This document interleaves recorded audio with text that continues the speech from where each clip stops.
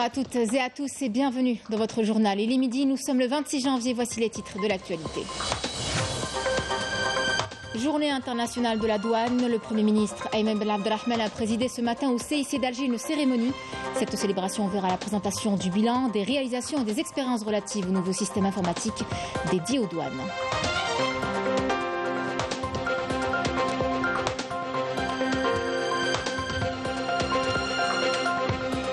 Les fortes précipitations de cette fin de mois de janvier ont été un apport certain pour la ressource hydrique. C'est le cas du barrage de Bni Haroun à Mila qui a stocké près de 8 millions de mètres cubes d'eau en 3 jours. À Indefla, les agriculteurs sont soulagés quant à leur récolte. Les dernières pluies ont été salvatrices.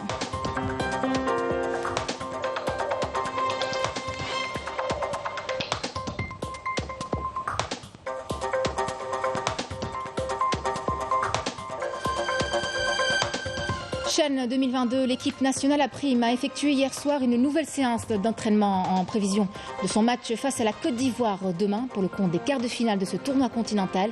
Une conférence de presse sera animée par Medjid Bouguerra au stade de Baraki. Mesdames, Messieurs, bienvenue à vous. Le Premier ministre Ayman Ben Abdelrahman a présidé ce matin au Centre international des conférences d'Alger Abdelatif Rahal une cérémonie à l'occasion de la célébration de la Journée internationale de la douane sous le slogan « Prise en charge de la nouvelle génération, promotion de la culture, d'échange des connaissances et consolidation de la fierté de la profession douanière ». Dans son allocution d'ouverture, le Premier ministre a mis en avant l'importance des douanes algériennes qui jouissent de l'intérêt particulier de la part des pouvoirs publics au regard de leur mission de protection des frontières. On écoute le Premier ministre. إن التموقع الاستراتيجي لجهاز الجمارك الجزائرية كحامل للحدود الوطنية قد جعله يحظى باهتمام خاص لدى السلطات العليا للبلاد إيمانا منها بالمهام الجوهرية التي يؤديها من خلال السهر الدائم على تطبيق التشريع والتنظيم على الحركة الحدودية للأشخاص والبضائع. فضلا عن ذلك فإنه جهاز معتمد كقطاع يعول عليه بقوة في سن وتنفيذ السياسة الاقتصادية العامة للدولة بالنظر إلى إسهامه الفعال في تمويل الخزينة العمومية والحفاظ على مقومات الاقتصاد الوطني ناهيك عن مهامه كما قلت الحمائية وكذا الاقتصادية الرامية إلى دعم الاستثمار المنتج وتشجيع قطاع الصادرات خارج المحروقات من خلال سياسة المرافقة التي انتهجتها الحكومة تجاه المتعاملين الاقتصاديين في سبيل تبسيط الإجراءات الجمركية وتسهيل المبادلات التجارية في ظل المعطيات الاقتصادية الراهنة التي تتطلب تكاتف جهود كافة مؤسسات الدولة من أجل النهوض بالاقتصاد الوطني ودفع عجلة التنمية. Et pour avoir davantage d'informations sur cette journée internationale de la douane, nous avons en direct avec nous du CIC d'Alger notre journaliste Emel Bouarba. Emel, bonjour. On le sait, les douanes sont une institution importante pour lutter contre plusieurs formes de fraude. À l'occasion de cette journée, qu'est-ce qui est au menu de cette matinée ? Donc, effectivement, Nour, la célébration de la Journée internationale des douanes a été marquée aujourd'hui ici au CIC par le lancement à titre expérimental du système informatique dans le cadre de la numérisation des douanes algériennes. Cela s'inscrit dans le cadre de la modernisation et de la révision du Code des douanes. Et justement, la modernisation, il en a été question. Le Premier ministre a insisté et a appelé les douanes algériennes à se conformer, à s'adapter, être au diapason de ce qui se passe dans le monde. Il a mis l'accent sur l'intérêt de réviser le Code des douanes et les textes d'application dans l'intérêt pour permettre à cette institution stratégique de jouer pleinement ses missions. Le Premier ministre a mis l'accent sur le rôle justement important de cette institution dans la protection de l'économie nationale et de la lutte contre la fraude sous toutes ses formes qui mine notamment la jeunesse algérienne. Cette cérémonie a été marquée également par la présence de 15 ministres et d'un grand nombre d'invités de marque.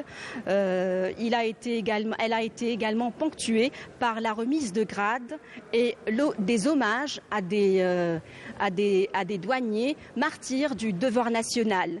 Ce qu'on peut également noter, c'est l'hommage également, l'honneur qui a été rendu au président de la République pour les efforts consentis pour l'intérêt de l'économie nationale et des intérêts de la nation. Merci à vous, Amel Bouarba. Je rappelle que vous étiez avec nous en direct du CIC d'Alger. Début ce matin au Centre international des conférences à Abdelatif Rahal à Alger en présence du président de l'Assemblée populaire nationale, Brahim Bourali, des travaux au niveau des différentes commissions en prévision de la tenue de la 17e conférence de l'Union parlementaire des États membres de l'Organisation de la coopération islamique prévue dimanche et lundi prochain. Dans son allocution d'ouverture des travaux, le président de l'APN, Brahim Bourali, a insisté sur la nécessité d'accorder plus d'importance à la lutte antiterroriste, d'autant que le phénomène prend de plus en plus d'ampleur sur le continent africain. Je vous propose d'écouter Brahim Bourali. لا مناص من ذكر التحولات المتسارعة التي تعرفها الساحة الدولية وبوادر واقع عالمي جديد يفرض علينا أقلمة اتحادنا ومنهجية عمله. وكيف لا ونحن كبرلمانيين نمثل شعوبنا التي تريد أن تكون لاعبا نافذا في هذا النظام الدولي القادم وتودع إلى الأبد التهميش الذي طالهم. إن الأمة الإسلامية أيتها السيدات والسادة قوية بمؤهلاتها بهويتها بتعاليم دينها وبحضارتها، فعلينا أن نجدد طاقاتنا وجامعاتنا ومراكز البحث لنؤسس لمنهج ورؤية جماعية للتعامل مع رهانات هذا العصر وما أكثرها. Le président de l'Assemblée populaire nationale, Brahim Bourali, a accueilli hier à l'aéroport international d'Alger, Hourey Boumediene, le président du Parlement jordanien, Ahmed Mohamed El-Safdi, accompagné de représentants du Parlement jordanien pour participer aux travaux de la 17e conférence de l'Union parlementaire des États membres de l'OCI, prévue à Alger dimanche et lundi prochain. Brahim Bourali a également reçu au salon d'honneur de l'aéroport international d'Alger le président du Parlement irakien, Mohamed El-Habboussi, à la tête d'une délégation de parlementaires irakiens venus participer aux travaux de la 17e session de la conférence de l'Union parlementaire des États membres de l'OCI.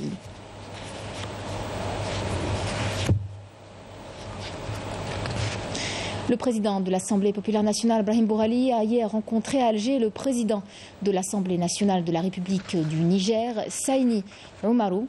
La rencontre qui s'est déroulée au CIC d'Alger constituait une opportunité d'échanger les vues sur les voies de renforcement des relations entre les deux pays voisins et d'affirmer leur attachement à les promouvoir notamment au plan parlementaire. Vous le savez, les fortes précipitations de cette fin de mois de janvier ont été d'un apport certain pour la ressource hydrique.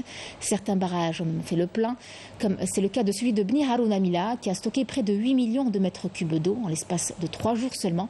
Une bonne nouvelle pour les agriculteurs, puisqu'il faut savoir que ce barrage alimente 6 wilayas de l'est du pays. Merim Damis. Des chutes de neige et de pluie providentielles. En une semaine à peine, le taux de remplissage du gigantesque barrage de Bni Haroun a enregistré une augmentation considérable, ce qui aura un impact positif, notamment sur le secteur agricole. Les agriculteurs de la région prévoient déjà une bonne saison agricole. Il y a eu une faible pluviométrie ces 3 dernières années, mais Dieu merci, grâce aux chutes de pluie et de neige enregistrées ces derniers jours, nous avons pu stocker 8 millions de mètres cubes d'eau supplémentaire. Le barrage de Bni Haroun couvre les besoins de 6 wilayas de l'est du pays en eau potable et d'irrigation des périmètres agricoles, avec un volume de 49 millions de mètres cubes, soit 74% du taux de remplissage. Nous avons enregistré entre l'année dernière et cette année une baisse du niveau d'eau du barrage de 150 millions de mètres cubes.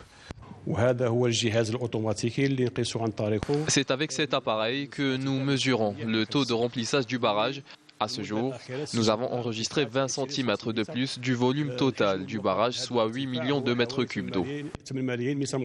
Avec une capacité de stockage estimée à 960 millions de mètres cubes, le barrage de Bni Haroun demeure le plus grand complexe hydraulique en Algérie. C'est également le cas à Indefla où les agriculteurs se sont montrés soulagés quant à leur récolte.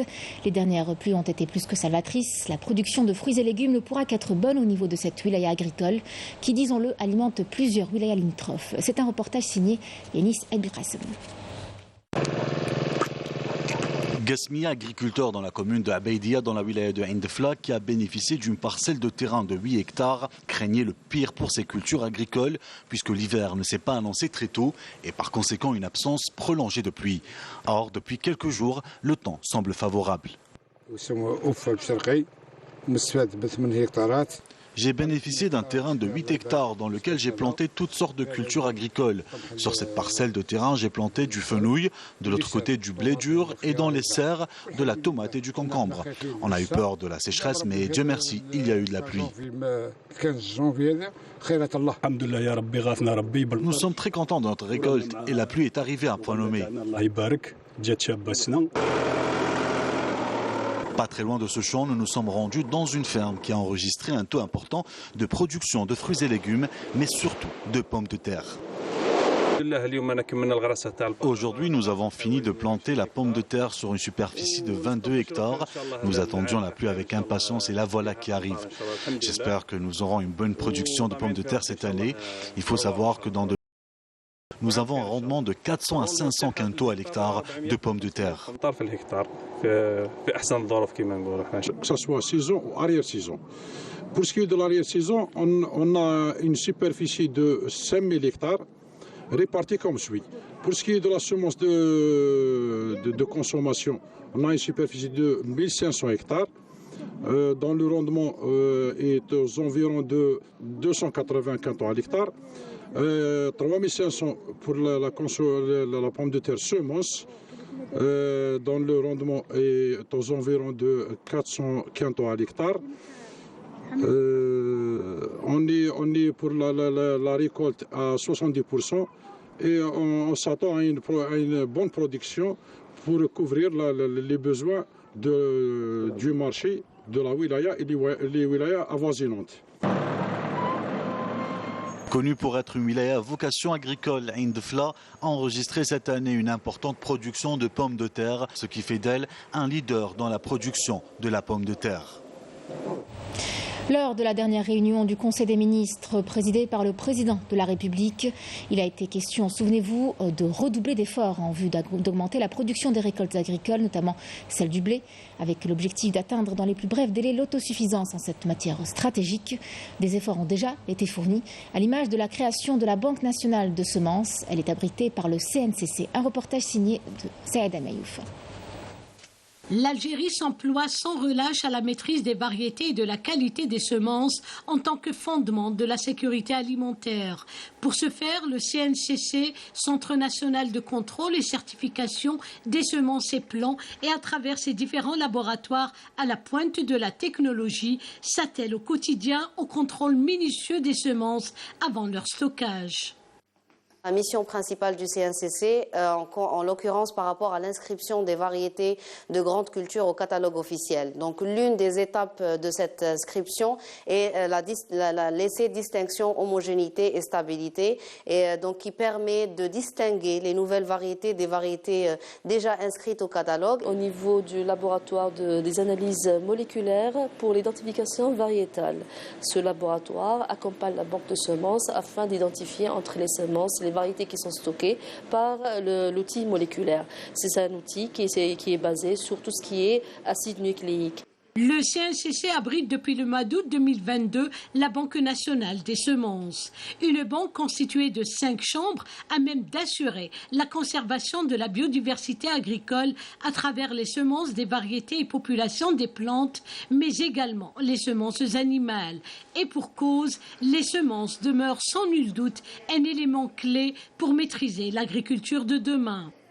Si on parle de la céréaliculture, l'objectif c'est présenter à l'agriculteur une semence de qualité, une graine saine de qualité, parce que vous savez, la céréaliculture, elle passe par plusieurs phases, par plusieurs générations. La création de cette banque, elle assure la sécurité alimentaire, sachant que la sécurité alimentaire, elle est liée à la souveraineté nationale. La céréaliculture, filière stratégique, est un poids loin d'être négligeable dans l'économie nationale, outre son implication directe dans la sécurité alimentaire. Le secteur de l'agriculture déploie à ce propos des efforts colossaux afin d'augmenter les surfaces cultivables, améliorer les techniques culturales et accroître les rendements. Le secteur de l'agriculture a engagé vraiment un ensemble de mesures afin de vraiment, c'est-à-dire d'augmenter la production et rationaliser les importations, notamment en blé tendre.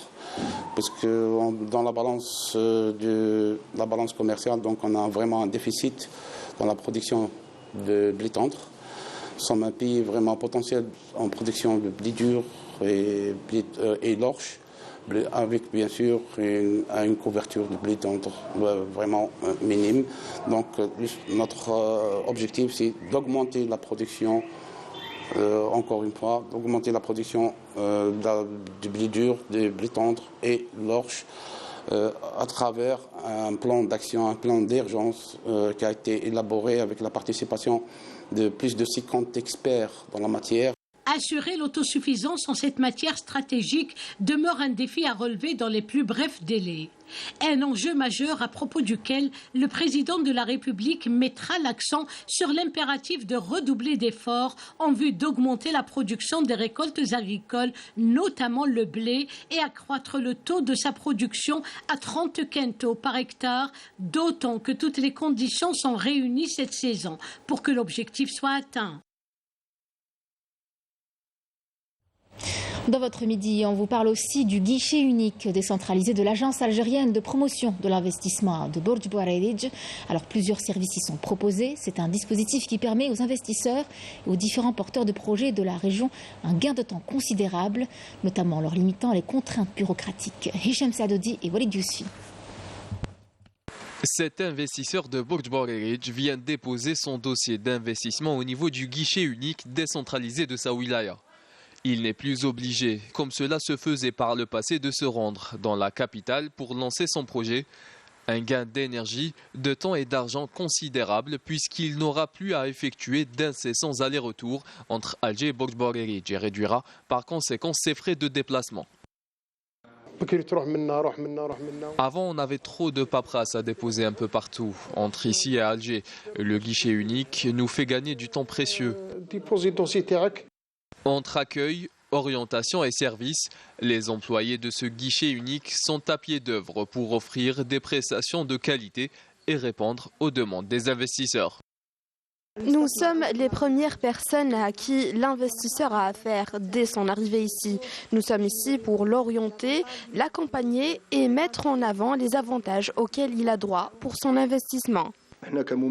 En tant que représentant au niveau du guichet, nous disposons de plusieurs offres d'emploi et nous les proposons aux candidats qui remplissent les critères exigés. En second lieu, nous les mettons au courant de toutes les règles et procédures qui régissent notre agence, comme par exemple les inscriptions en ligne. J'ai été très bien reçu dans ce guichet unique. Ils ont répondu à toutes mes questions, notamment celles liées à la procédure d'enregistrement des investissements. Avant, on devait ramener une pile de dossiers. Aujourd'hui, on n'a besoin que d'une carte d'identité grâce à la numérisation. Une décentralisation qui fait gagner un temps précieux aux porteurs de projets. Depuis son ouverture, le guichet unique de Bourj Bouarerij traite au moins un dossier par jour. On a enregistré une trentaine de projets qui relèvent de plusieurs secteurs, entre autres l'industrie et l'agriculture. À cette occasion, on appelle les investisseurs et les porteurs de projets à se diriger au guichet unique décentralisé pour bénéficier de nos services. Un guichet unique qui permet donc aux investisseurs de réaliser leurs projets dans les meilleures conditions et éviter ainsi toute contrainte administrative et bureaucratique. Dans l'actualité à l'étranger, les attaques de l'armée populaire de libération sahraoui se poursuivent contre les forces d'occupation marocaines qui subissent de lourdes pertes humaines et matérielles le long du mur de la honte. Hier, les unités de la PLS ont mené de nouvelles attaques ciblées contre les positions de l'occupant marocain dans le secteur de Mahbes. L'interdiction d'accès des représentants marocains au Parlement européen sera discutée aujourd'hui en commission. La demande émane d'une trentaine d'eurodéputés. Elle fait suite au lancement d'une enquête liée au scandale de corruption, le Marogate, qui a ébranlé l'institution européenne et qui implique directement le Maroc. 4 Palestiniens sont tombés en martyrs aujourd'hui lors d'un raid des forces d'occupation sionistes à Jenin, dans le nord de la Cisjordanie occupée. Le ministère palestinien de la Santé a également fait état de nombreux blessés, dont certains sont dans un état grave. La situation dans le camp de réfugiés palestiniens de Jenin est jugée critique. Les forces sionistes avaient tiré des grenades de gaz lacrymogène au niveau des services pédiatriques d'un hôpital. Hier, un autre Palestinien est tombé en martyr sous les balles de l'occupant sioniste. Au Japon, de fortes chutes de neige ont causé d'importantes perturbations dans les transports à travers le pays. Des centaines de vols ont été annulés, des trains ont aussi été retardés ou supprimés. Une personne est morte dans le pays à cause de cette vague de froid de grande ampleur. Quart de finale du CHAN 2022 en prévision de son match très attendu face à la Côte d'Ivoire. Demain, l'équipe nationale A' a effectué hier soir une nouvelle séance d'entraînement. Une séance qui a vu le retour notamment de Chouaib Debih. Notre journaliste Saïd Fella qui était, il nous revient avec ce sujet. Regardez. Intraitable lors du premier tour avec 3 victoires remportées en 3 matchs disputés, les Verts tenteront d'aligner un 4e succès ce vendredi face à la Côte d'Ivoire, synonyme de qualification pour les demi-finales. Le match va être difficile pour les deux équipes, mais nous nous préparons pour être prêts le jour J. Toutes les équipes ont un bon niveau. Il n'y a pas une équipe faible. هي مباراة ربع النهائي. هذا هما لحقنا الادوار لي ماتش اليميناسيون كما نقولوا. هذا هما لي ماتش تخسر تروح. Nous sommes en quart des finales. Si on perd, on sort de la compétition. La Côte d'Ivoire n'est pas une équipe facile, mais nous avons étudié leurs points faibles et leurs points forts et nous nous sommes bien préparés pour être à la hauteur. كما ثاني هما راهم يدرسوا نقاط ضعف نقاط القوة تاعنا نعرفوا ان شاء الله كيف ندخلوا الماتش ونفوزوا به. Les poulains de Majid Bouguera pourront compter sur l'appui de leur fidèle public pour éliminer cette équipe ivoirienne.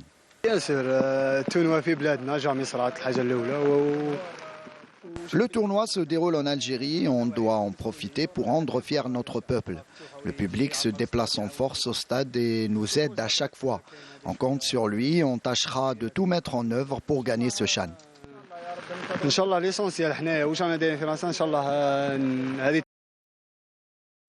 Hussein Dheri blessé et très probablement forfait pour ce match face à la Côte d'Ivoire. Tous les joueurs de l'équipe nationale A' s'entraînent derrière moi et sont prêts pour ce match face aux Ivoiriens qui ne s'annoncent pas de tout repos face à une équipe qui a mérité sa qualification. Pour les gars de Majid Bouguera, il faudra sortir le grand jeu pour espérer valider la qualification pour les demi-finales. Et en prévision de cette rencontre très attendue, l'entraîneur de la sélection nationale, Majid Bouguera, animera dans quelques minutes une conférence de presse au stade de Barraqi. Au sujet de ce CHAN 2022 toujours, le président de la Confédération africaine de football s'est dit fier et satisfait du déroulement de ce tournoi continental. Patrice Motsepe n'a pas manqué de qualifier cette 17e édition de la meilleure de toutes les éditions précédentes. Une déclaration en rang où il a assisté au dernier match de poule. On l'écoute. Tout ce que j'ai vu durant ce CHAN me rend très fier. Ce qui me rend encore plus fier, ce sont les stades, l'ambiance, l'excitation, l'enthousiasme. L'Algérie peut se targuer d'avoir un passé footballistique glorieux. Les Algériens ont de quoi être fiers. Cela fait d'ailleurs la fierté de tous les Africains des 54 pays du continent. Tout est parfait depuis le début de cette compétition. Cette 7e édition du CHAN est la meilleure de toutes les éditions précédentes. C'est ainsi que se clôture ce journal. Merci à vous de l'avoir suivi. Tout de suite, votre journal météo. L'information, vous le savez, revient ce soir à 19h avec Kemal Suig. Excellent après-midi à tous sur Canal Algérie.